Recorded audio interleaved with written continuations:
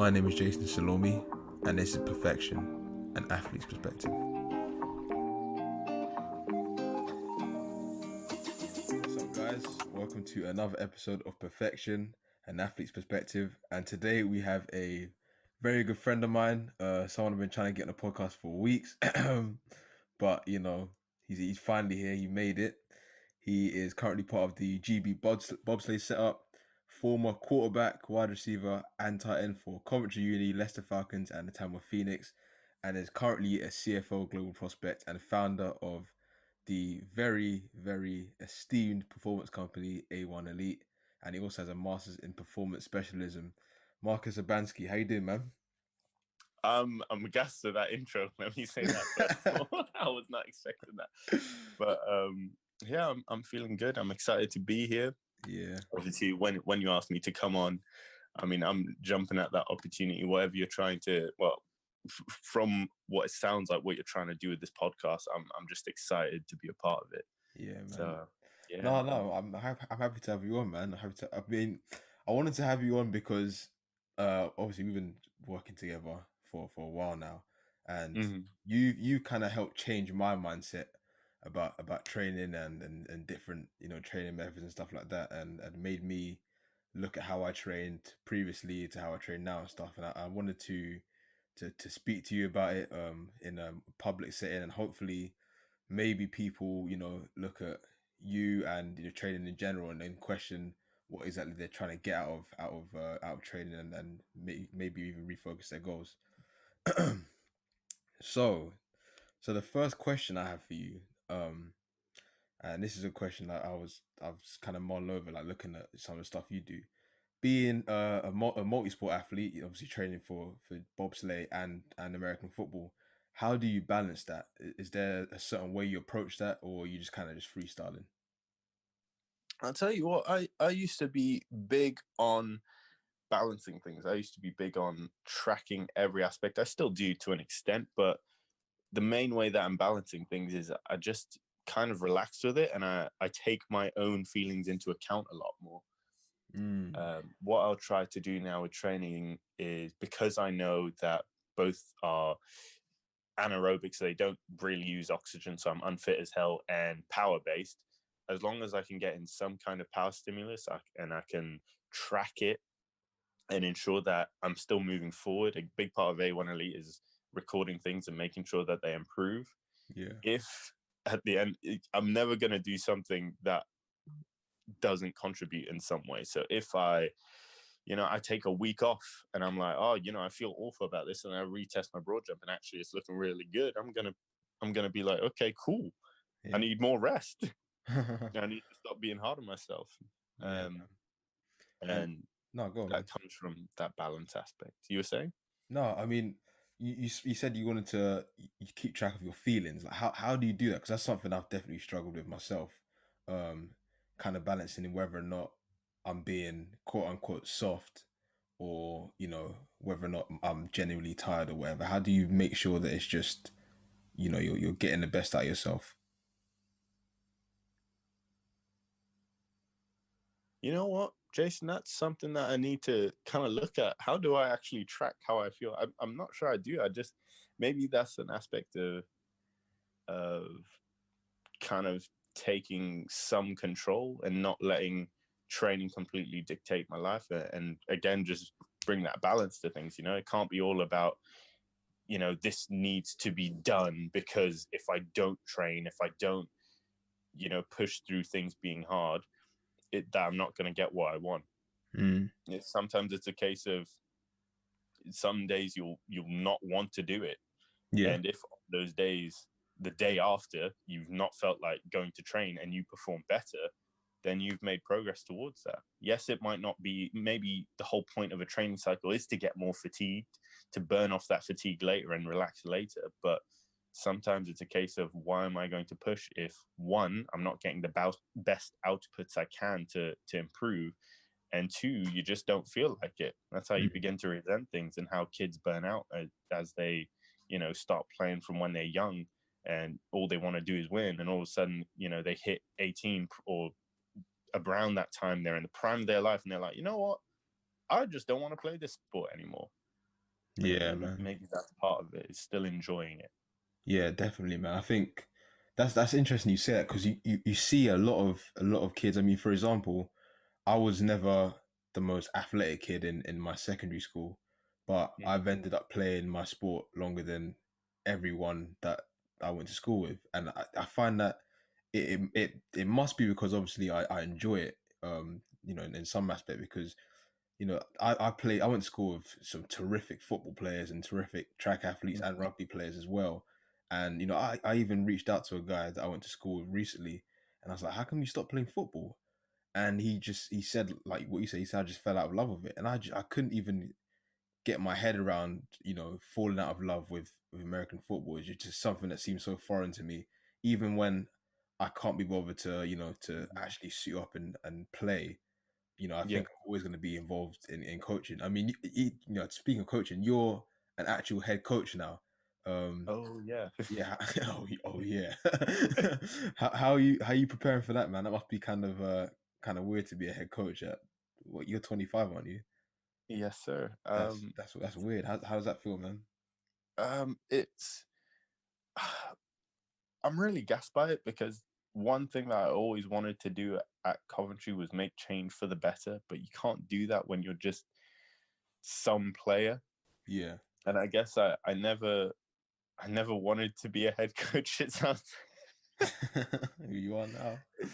it sounds I knew I wanted to affect change, and I could see a lot of issues that I wanted to fix.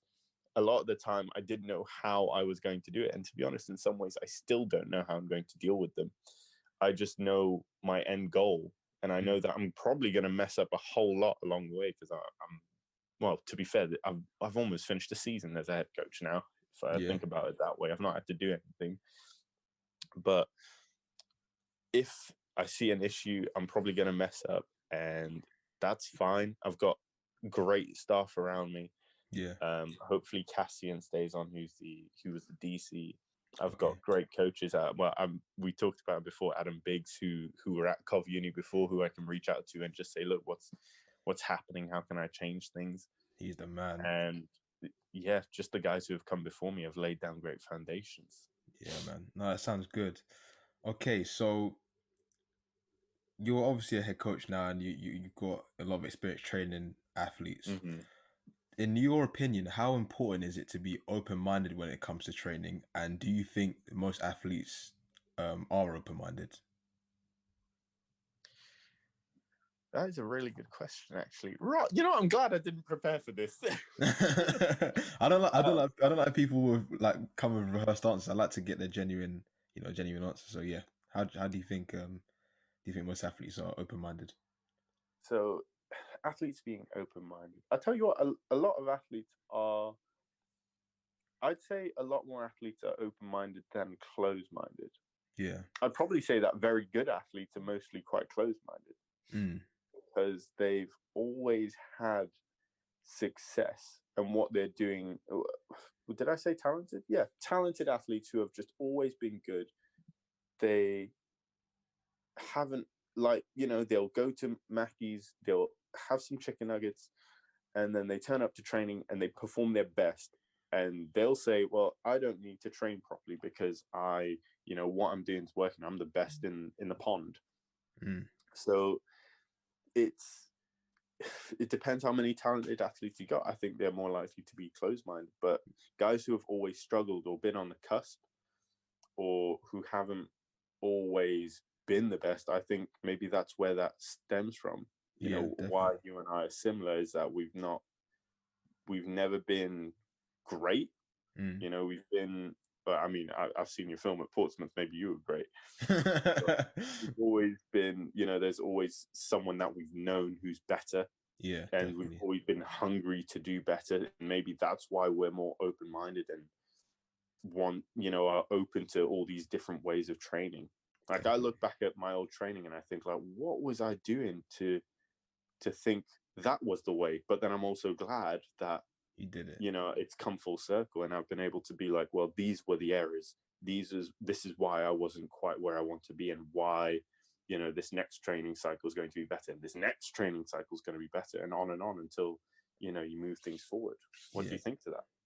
No, definitely, man. I think it's like you say, it comes from me and you wanting to be better, because there's something that we either see ourselves missing, or there's something that someone else has that we kind of want, in terms of athletics, or I don't know, the performance. But it might be the same for you as well, but I just genuinely have like a real issue, and I kind of always have had a real issue in like being rubbish at something. Like Mm-hmm. I always get frustrated at myself. Like, if, like, for example, I have this silly obsession with completing every game I have to 100%. And, Mm-hmm. and I've been like that since I was a kid. Every single game I have, be it on PlayStation or PSP or whatever it was, I had to get the Mm-hmm. most out of it, in terms of value for money, and knowing that in myself I've given this game the best amount of playtime that it possibly can have. And I think Mm-hmm. that's kind of carried over to my training. Like, if I know that, like, I've genuinely exhausted all options, and, like, let's say for example my ceiling is playing in the GFL 1, then Mm-hmm. I genuinely am happy with that. But until I feel myself that I've given 100%, and whatever's possible, then I don't really. I always find it hard to accept that I'm not this or I'm not that. I kind of need to be. I kind of need to feel that I've given my all, Yeah. pretty much. Yeah. No, I agree. I think uh when it's really interesting you mentioned this, because I was just thinking about this, because I've had quite a few people inquire about A1 Elite, and I feel like they're in that same boat. Yeah, And the thing is, I didn't feel that way before. Before, I thought I was really on an island of, I want to be the best I can, and why aren't people that same way? Why are people okay a lot of the time with, and there's nothing wrong with it. I'm not saying that there's something wrong, but yeah, why is it that it's, people are okay with being okay? mm, Why is, I wouldn't call it excellence, but moving towards better and the best that you can. Why is that so difficult for people to want to be? And they're yeah, happy just doing all right. yeah. And ever since I met you and a couple of other guys, I'm starting to realize, like, yo, we're in this together. There's a couple of us, man. There's a couple of us all over Mm-hmm. the country, man. Mm-hmm. And I noticed as well in your A1 Elite bar. I don't know if it's still there, but I noticed this. This is the first thing I saw. You spoke about leveling up Britball. What does Mm-hmm. that what does that mean to you? How are you gonna achieve that, or how are you gonna help achieve that? Leveling up Britball is all about good athletes, man. Yeah, Like, there's no shortage of excellent knowledge. Like, that's really accessible.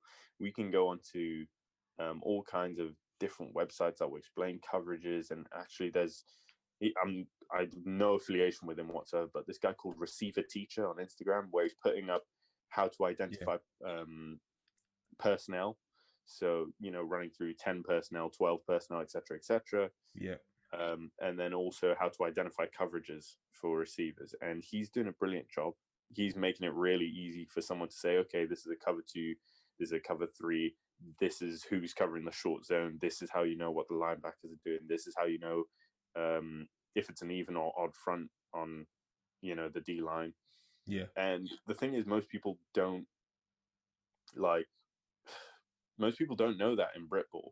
No, Um, so he's helping level up Britball. But the main aspect I want to attack is the physicality, yeah. because better athletes are in better paid sports, in rugby and Hmm. football, as in soccer, Soccer, yeah. um, hockey, and all these other sports that you'd think, they shouldn't have good athletes. That's where all the good athletes are going, and track and field, of course. Yeah, That's where all the good athletes are going. So if we want to make Britball better, we need better athletes. It's like, definitely. if I gave you the choice, if I said, look, I'm going to give you a rookie. Say you're a head coach, Jason. Yeah, We switch roles.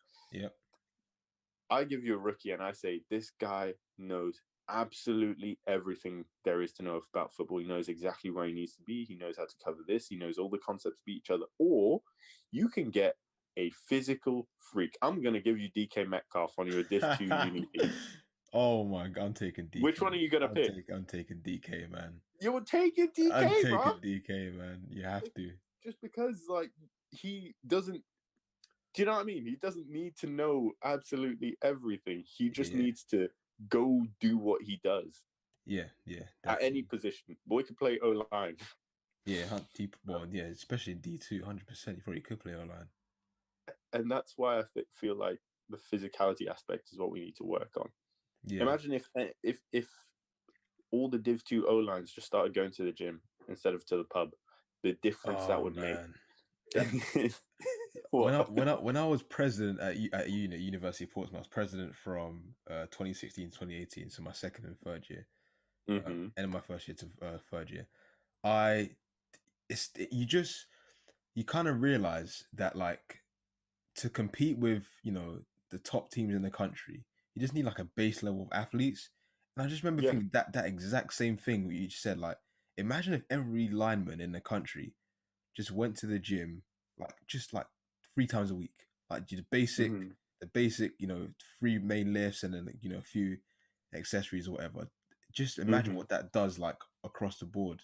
And it's just something that I think, because, like you say, a lot of the best athletes, physically, do end up playing rugby and football, and but you do sometimes get, guys that used to be track guys that end up playing, for teams, and they're good athletes. But it's like you say, it's pretty much a Mm-hmm. dime a dozen. You don't really get loads of premier athletes playing this sport in this country. Yeah.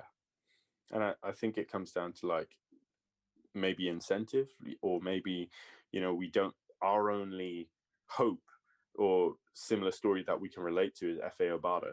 Yeah, He's a guy who was struggling, went to a team, they said, yo, you're incredible, and then you just get shipped off to the NFL. And yeah, yes, it's relatable, but it's not a true British guy. When I say true, I mean, like, they played in Britball. They didn't just yeah, play 2 games at the Warriors, yeah, who did all their work, did all their hustle, and then worked all the way to such and such league. yeah, hundred And, percent. and maybe that's why there's that disconnect of, and why they can't see the incentive. And maybe that's what the UKFL is going to bring. Hopefully, UKFL. I forgot about that, man. Hope, Hopefully, hopefully that takes off. Hopefully that takes off, man. Um, hopefully. so obviously you've got a master's in performance specialism. Mm-hmm. What would you say, if you could summarize one thing, is the biggest thing that you found in your research? So just to clarify, it was in strength and conditioning, but I'll take this. That's But I'll take performance specialism. I love that. But the biggest thing I learned was probably that I don't know anything at any point, and this is the thing. I'm just repeating, in a way, everything that makes sense from other people. yeah, yeah, The main actual stuff that I found out, probably the main thing, is that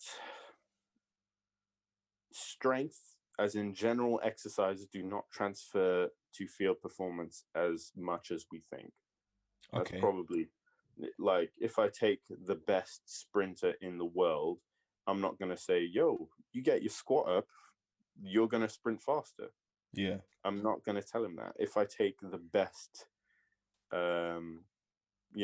baseball pitcher, if I take the best cricket bowler, if I take the best canoe styler. winger in rugby, it's not always going to be a case of you squat more, you deadlift more, you bench press more. That means that you're going to perform better. Mm, As an example, as in a relatable example that people will probably get an idea of, was I saw the other day Glenn Tunga, big man, running back, extraordinaire, incredible athlete, yeah, power cleaning 130 kilos. yeah, And this paperweight. guy is strong. This guy deadlifts 300 kilos, Yeah, man. probably more now because he's a machine. I think he told me that he's gonna attempt 320 at some point. But yeah, he's ridiculous. 320. That's not like 700 pounds. Yeah, it's big boy weight, man. 700 pounds. That's, yeah. So he's a strong guy. Yeah. But he was power cleaning 130, and I know his front squat is like around 250. Yeah. My front squat is like 150 kilos max, like Yeah. 100 kilos less than this guy, Yeah. but will power clean roughly the same. Yep. Now you would have thought that, okay, squat more, power clean more, that's kind of how it relates. But that's not the case, even on very similar exercises where just a little bit more velocity, and all of a sudden, like, we're basically the same. Yes, Yeah. he's Yeah. stronger. Yes, he's probably more robust. Yes, he'll have more muscle mass and stuff. But for some reason, on this very particular exercise, as an example, that's pretty much mirrored Yeah. as in our performance. And then you take that onto the field. I think we scored very similarly on change of direction. And I think maybe he jumped a little bit further. I can't remember exactly. Yeah. I But can't remember this is the either, thing, it's actually. like, it's the disconnect between strength and power and then on-field performance is so big that maybe we need to start looking at exactly how we're training and the nuances there to actually improve performance. Yeah. Sorry, that was a Nah, long-winded one. What do you that, think to that work? Because that's a you've good. seen a little bit of A1 Elite and what we do. I mean, it's what you spoken about is very interesting, because one of the first things you said to me is like, when I first reached out to you, is I gave you my numbers and stuff like that, and you spoke about the difference between like hardware and software, Mm-hmm. and you spoke about like this, my issues, my imbalances are not coming from like strength or whatever, or they might be Mm-hmm. coming from strength, but in different kind of places. Um, Mm-hmm. they're coming from basically not being used to certain movement patterns, and not Yeah. being strong in those patterns. And Mm-hmm. since then I've kind of I've spent a lot of time looking at especially NFL DBs and how they actually move, like not just how they backpedal, how they actually like are moving, like where their legs are going when they're planting, and like how their knees cave in when they're going left and right, whatever. Mm-hmm. And I've noticed, and it's kind of helped me kind of stay focused with what you've been trying to get to do with me. I've noticed that a lot of the things that you're teaching me have actually helped me Mm-hmm. move better, because sometimes after a sprint session, I might just do like a few like little back pedals or like plant drills or whatever, and Mm-hmm. I'm now moving in a way like more efficiently. I'm able to stop on a dime in less steps, and I've never, Mm-hmm. I didn't think that came from being more mobile or being stronger in a certain position. So no, Mm-hmm. it's definitely interesting, man. And it's something I think a lot of people in this country, I think in all sports really, could definitely look into. Mm-hmm. Bro, I'm gassed you're seeing the benefits of that, because it's really hard sometimes to be like, look, I know it's not as quantitative. I can't say like, look, your squat went up, but it will pay off. It's really tough to do that. So sticking to the progress and seeing those results and seeing like, yo, all of a sudden my hips feel a little bit looser. It's good, man. It's Yeah, gonna keep man. going. No, definitely, I man. just it's trying to get that out to Britball. Like, the issue is not your squat. It's sometimes something a little bit different. You know, it's No, really tough. I mean, have you had any, from what you've just explained to me and what you've studied, have you Mm-hmm. had any pushback against your findings? Have people been like resistant to, I guess, change? Yes, a lot of the time, because Okay.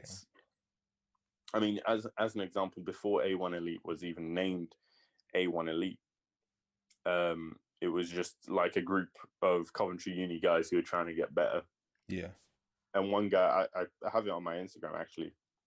This same guy who put like 64 centimeters on his broad jump because he was squatting about 1.6 times his body weight. He was 85 kilos, I think it was, and Okay. squatting about 130, 140, 150. I think it was 150 or 160, because he Yeah. always tells me I get his numbers wrong. But he just stopped lifting, and I said, "Don't worry about it. Okay, just practice jumping if you want your broad jump higher, because you squat all the time, you don't broad jump." Yeah. And all of a sudden, he's just like, he keeps, every week he turns up. We'll measure his broad jump, because we were actually in a gym. We had a community and stuff, and he would Yeah. just keep going up. And he was like, "Why is this happening?" you're doing what you want to get better at, you know? Yeah, But that definitely. initial stage of getting him to stop lifting, he's like, oh, you know, just a couple of squats here and there. I'm like, it's not like, why is Yeah, a couple of squats? Yes, you get to squat, but why is that going to improve your squat or improve your jump? You're not squatting enough to squat more. And if you squat more, it's going to fatigue you for the jump. So just cut it out for a bit, you know, come back yeah, to it when it's time to come back to it. yeah. And And we had arguments about that. no, I think I think it comes from. I think I can relate to it. I think people kind of worry that their squat is going to go down, and then you're just going to come back Hmm. to squatting, and you're only going to be able to lift the bar. And trust me, Yeah. everyone out there, that's not how it works. Like Yeah. you will be able to get back to exactly where you were before. You might even be able to go up. If you're if that's your goal. But there is something that I want to, just before we close, I want to ask you, what would you say are some of the biggest mistakes you see athletes make in general? Yo, whoa, measuring. Number one is measuring stuff.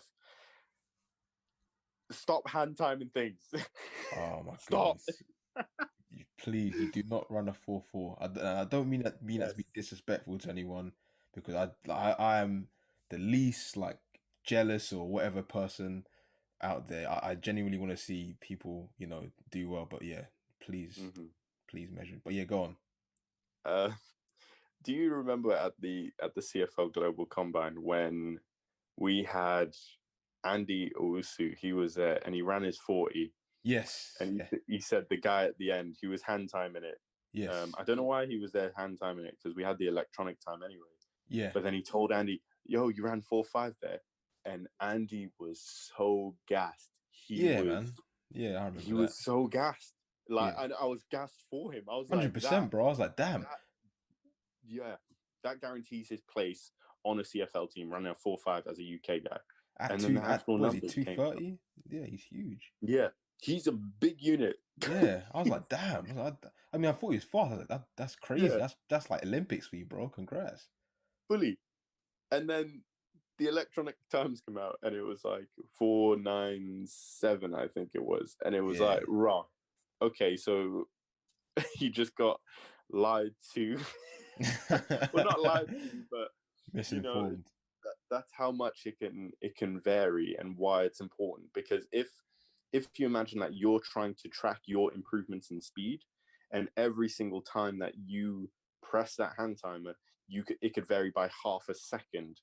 Jeez, yeah, that's a massive thingy. Then seeing that 0.01 improvement in your 40-yard time, all of a sudden it doesn't mean anything. Mm-hmm. Yeah.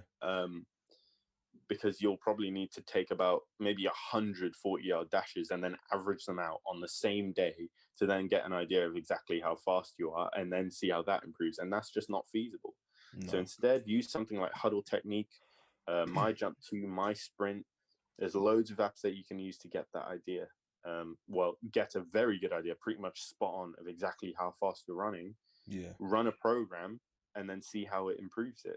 Yeah.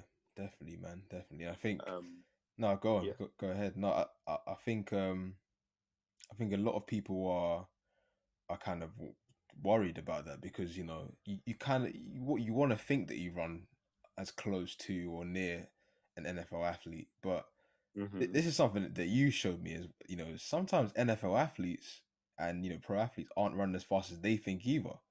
you know Oh, damn. no, I mean, I think this is something that I showed you a screenshot from Lester Spellman today, Mm-hmm. and he's big on talking about this. He's been talking about it for a while. And I've got a lot of personal pushback about this. Trying to suggest that certain All Pro running backs run 4.6 40s, and there's nothing wrong with that. I don't think there's anything wrong with it. Mm-hmm. But the narrative that everyone is running like a 4.4 or 4.3, yeah, it's interesting, to put it that way, because there are, I call them whistleblowers. I think you're one of them. Less Spell's one of them, and there are guys that are going back, and they're doing the necessary measure, and it's not adding up, and guys are pulling up at the 37-yard line, and it says 4.4, and getting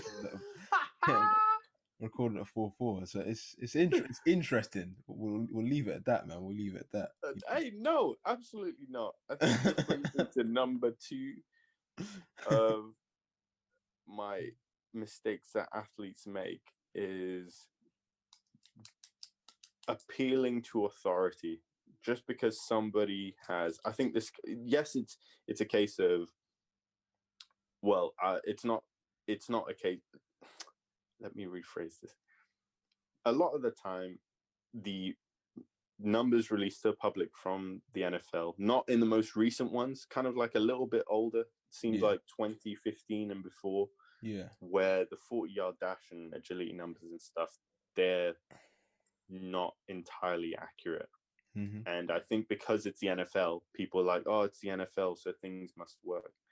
But I know from personal sources that a lot of the time it's a lot more about selling a product, selling the narrative of this guy's fast, and you know, look at the caliber of athletes we have in the NFL. Not so much the CFL; they're very accurate in how they do things. But this is the caliber of athlete we have, and it's so much better than anywhere else. How could anybody ever get into the NFL because these athletes are so good? But a lot of the time, it comes down to who you know, how much your name is worth. As an example, you know, when Saquon Barkley was coming into the NFL, they're never going to say, oh, he wasn't fast enough. Like, the guy's got a massive following and record at Penn State.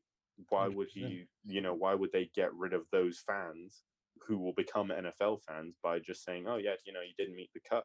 They're going to tweak the numbers a little bit. And that would be the same for all these star players. And if you have a coach in the UK who's, yes, they've been to America, yes, they've experienced all these things, that doesn't necessarily they're going to be good coaches, because they've had this experience with the NFL or the like at colleges and stuff. Because how do you know that they're going to convey that message properly? I guess the mistake I'm trying to get at is that athletes need to think for themselves to an extent. And I always promote this. Yes, try and listen to the numbers and have them dictate what you do in training and stuff. But ultimately, it comes down to you and your accountability, and you're accountable for your own beliefs and your success. You can't hand that to anyone else. That's what I'm trying to get at. No, that's big, man. That's big. I'm going to take that away from me, man. I'm going to take that away. I'm going to, and I hope other people do as well. Is about being accountable for yourself and making sure that you personally have, I guess, a belief structure and confidence in yourself, and be confident enough to know that you're right. And if you don't think you're right, then go into the appropriate people. But Marcus, it's been good, man. It's been really good. I've really enjoyed today, man. Hey, man. Every time I don't know what it is, but the energy you give off, man, it gets me gassed. Yeah, I appreciate you having me on here, and I'm honored to even be able to give my opinion on anything. So I appreciate it a lot, man. No, I think I've wanted to have you on for a while. Obviously, who I've got coming up next. I'm not going to say too much. That's going to be fun. But yeah, guys, you can find Marcus on Instagram. It is at A1E_MarcusGB, all lowercase. And for his performance company, A1 Elite, is at A1Elite.gridiron. But yeah, Marcus, it's been a pleasure, and I will speak to you soon, no doubt. See you soon, G. All right, peace.